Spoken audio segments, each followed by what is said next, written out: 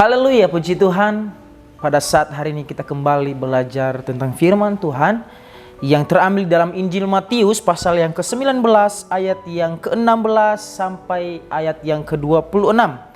Itu ada satu perikop di sana dikatakan orang muda yang kaya.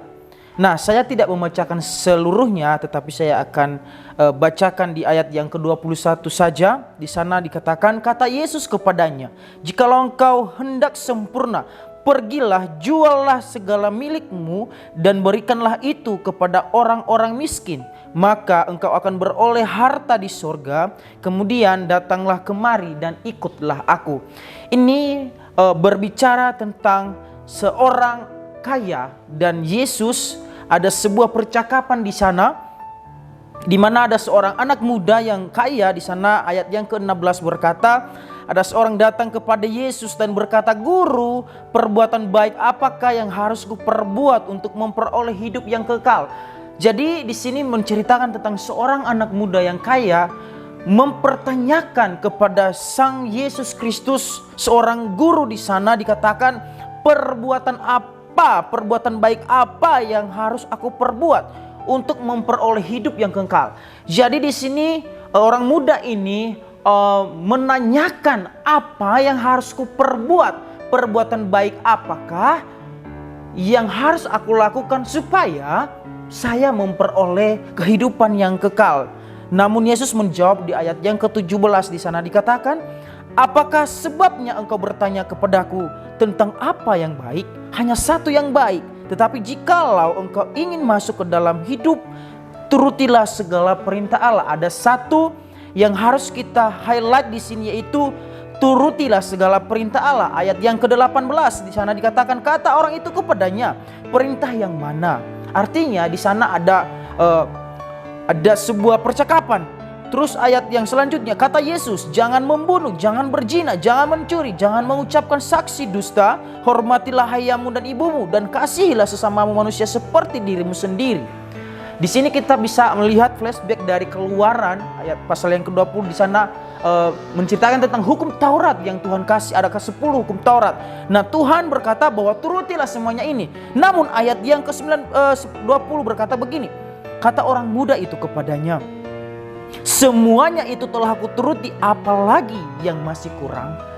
Bapak Ibu yang terkasih, kita bisa melihat di sini bahwa ada sesuatu yang terjadi, ada sesuatu yang spesial di sini, ada sesuatu yang unik di sini, di mana ada seorang muda datang kepada Yesus menanyakan apa yang dia perbuat supaya dia memperoleh hidup yang kekal. Namun Yesus menjawab, "Kalau kamu mau, turutilah segala perintah Allah."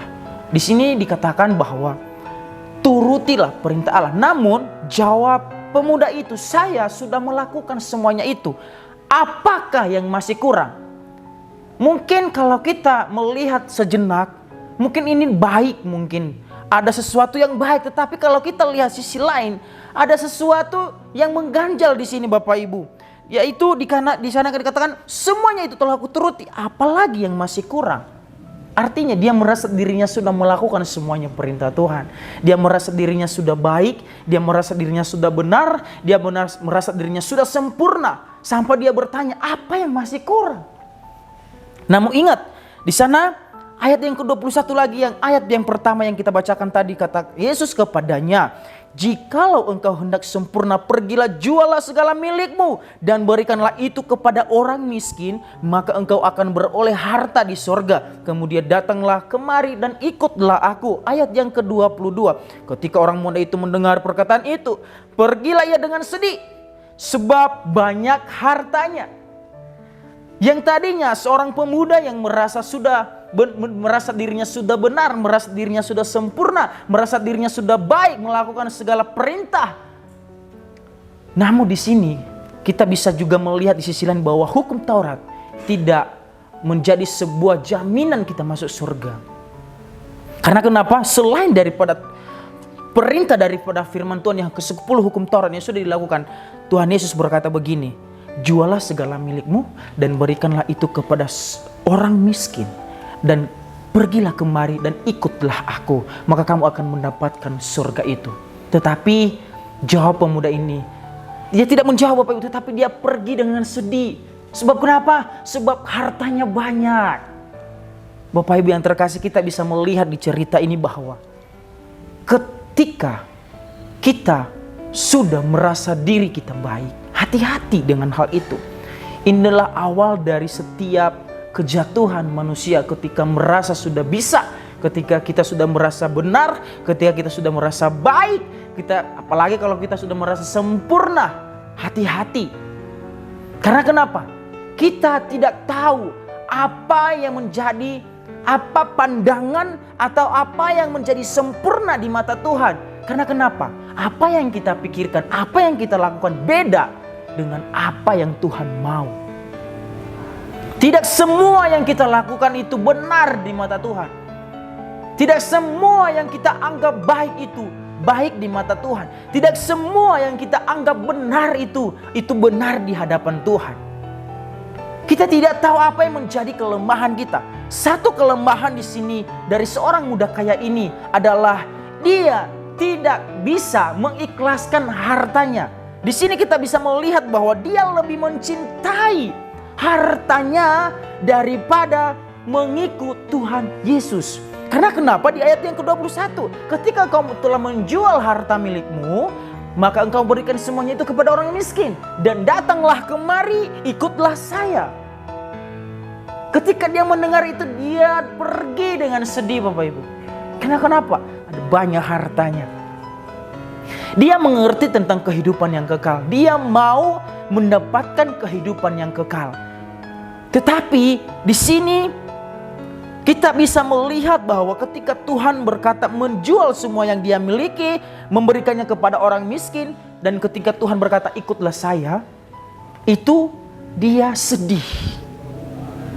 Jadi di sini kita bisa melihat bahwa kehidupannya ternyata tidak bisa dilepaskan dari kekayaan yang semata. Dia tidak mengikhlaskan hartanya demi damai sejahtera, demi kehidupan yang kekal, demi mendapatkan sebuah hal yang luar biasa, yaitu surga yang Tuhan tawarkan kepadanya. Tuhan tidak mau kita mendua hati. Di dalam Matius 6 ayat 24 di sana dikatakan, tak seorang pun dapat mengabdi kepada dua tuan. Karena jika demikian, ia akan membenci yang seorang dan mengasihi yang lain, atau ia akan setia kepada seorang dan tidak mengindahkan yang lain. Kamu tidak dapat mengabdi kepada Allah dan kepada Mammon. Artinya, kalau kita mencintai Tuhan, kalau kita mau masuk ke dalam kerajaan surga, lepaskan segala sesuatu yang kita miliki hari ini. Kalau kita mau mendapatkan sesuatu yang kekal, kita harus melepaskan, kita harus bisa berani mengambil sebuah tindakan, melepaskan sebuah hal yang sementara. Apa yang sementara? Yaitu kedagingan kita. Harta yang kita miliki hanya sementara.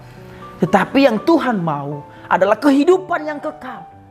Awalnya dia mengerti tentang kehidupan yang kekal. Dia merindukan itu. Tetapi ketika berjalannya waktu, dia melihat kehidupannya sudah nikmat. Dia menikmati keindahan dunia. Dia terpesona dengan itu. Dia tidak bisa meninggalkan zona nyaman Bapak Ibu. Hati-hati. Karena misal dalam 1 Timotius berkata ayatnya, pasal yang ke-6 ayat yang ke-10 di sana. Karena akar segala kejahatan adalah cinta uang. Hati-hati, jangan sampai kita menduakan Tuhan dengan apa yang kita miliki hari ini. Kalau engkau mau menikmati kehidupan yang kekal, mari carilah Tuhan, ikutlah Tuhan. Jangan pedulikan segala sesuatu yang kita miliki hari ini, karena itu bersifat sementara Bapak Ibu. Tuhan mau kita menikmati kehidupan yang kekal. Itulah janji Tuhan. Kalau kita mau menikmati janji itu, mari kita lepaskan segala sesuatu zona nyaman kita. Mari kita ikut Tuhan dengan segenap hati kita, dengan sepenuh hati kita. Biarlah firman Tuhan ini menjadi berkat bagi kita pada hari ini. Biarlah boleh meneguhkan kita, memberkati kita semuanya. Inilah yang menjadi firman Tuhan. Tuhan Yesus memberkati. Immanuel, Allah beserta dengan kita. Kami perlu Kau Tuhan.